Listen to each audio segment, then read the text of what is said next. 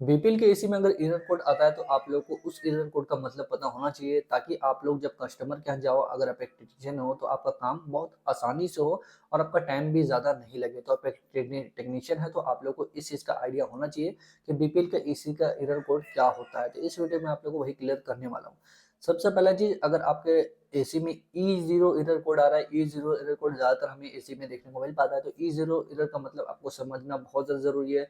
मैंने बहुत सारे टेक्नीशियन को भी देखा है, मैं खुद भी बहुत बार परेशान हो चुका हूँ भाई E0 एरर कोड क्यों आता है?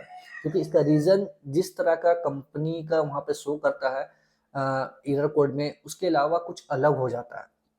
तो वो मैं आप लोग को क्लियर करने वाला हूँ। सबसे पहला चीज़, E0 जब हमारा आता है तो ये कम्युनिकेशन का एरर है, मतलब आप जो वायरिंग किए हो, जो इंडोर टू आउटडोर में हमारा वायरिंग कनेक्शन होता है, ये ऑडियो यूनिट को स्टार्ट करने के लिए, वहाँ पर अगर कनेक्शन उल्टा-सीधा होता है, गलत हो गया, रेड की जगह ब्लू, ब्लू की जगह रेड हो गया है, मतलब कुछ भी कोई तरह का इश्यू होता है कनेक्शन करने टाइम, तो आपका क्या होगा, कम्युनिकेशन एरर वहाँ पे शो कर दिया जाएगा डिस्प्ले में, E0 एरर शो करेगा।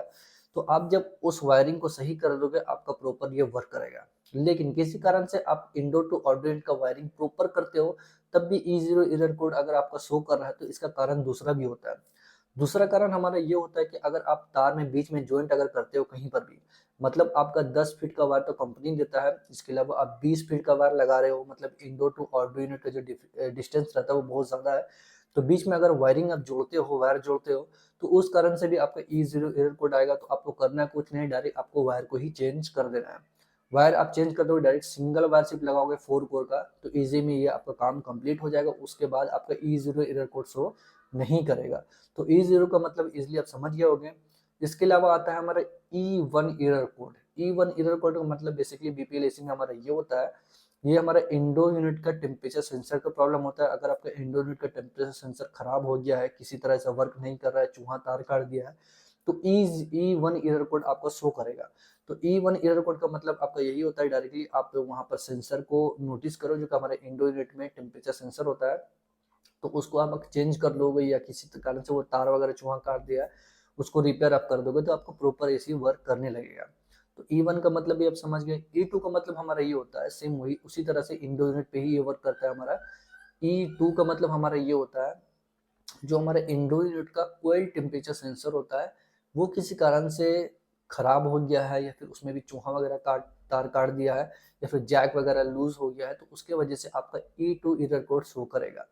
ई टू एरर का मतलब भी आप समझ गए नॉर्मली, का इंडोर यूनिट का कोल्ड टेम्परेचर सेंसर का ये प्रॉब्लम है, वहां पर आपको नोटिस करना चाहिए। इसलिए समझ में आ गया। E0 का भी, E1 का भी, E2 का भी। E0 का कम्युनिकेशन एरर, वायरिंग का प्रॉब्लम। E1 का आपका समझ में आ गया होगा आपको, इंडोर यूनिट का room temperature sensor problem. E2 का आप लोगों का इंडोर यूनिट का कोल्ड टेम्परेचर का प्रॉब्लम। उसके अलावा हमारा आता है E3 का प्रॉब्लम। E3 का मतलब बेसिकली हमारा ये होता है, जो आउटडोर यूनिट का कोल्ड टेम्परेचर सेंसर है उसका प्रॉब्लम है, या उसमें भी चूहा वगैरह तार कट जाए, किसी कारण से वो तार लूज हो गया, जैक लूज हो गया, तो उसको आपको वहां पर नोटिस करना होगा आउटडोर यूनिट पास जा करके। कुछ कारण से ये प्रॉब्लम होता है, तो उसको आप जब चेंज कर दोगे तो ये प्रॉब्लम आपका सॉल्व हो जाएगा। E9 का जो हमारा बेसिकली प्रॉब्लम होता है, वो हमारा इंडोर यूनिट में E9 लिखा आता है, और इसका जो एरर कोड में कंपनी वहां पर शो करती है, ये प्रॉब्लम उसमें लिखा रहता है मॉड्यूल फॉल्ट।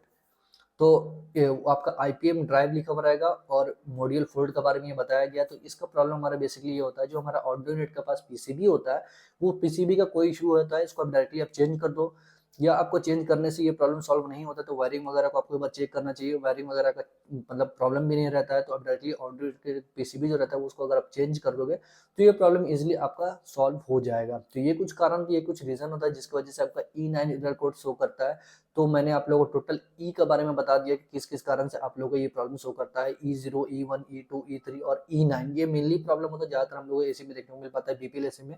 उम्मीद करता हूँ वीडियो आपको काफी पसंद आएगा, इससे आपको अच्छा खासा नॉलेज मिला होगा। मिलते हैं नेक्स्ट वीडियो में, तब तक के लिए बाय फ्रेंड, वंदे मातरम, जय हिंद।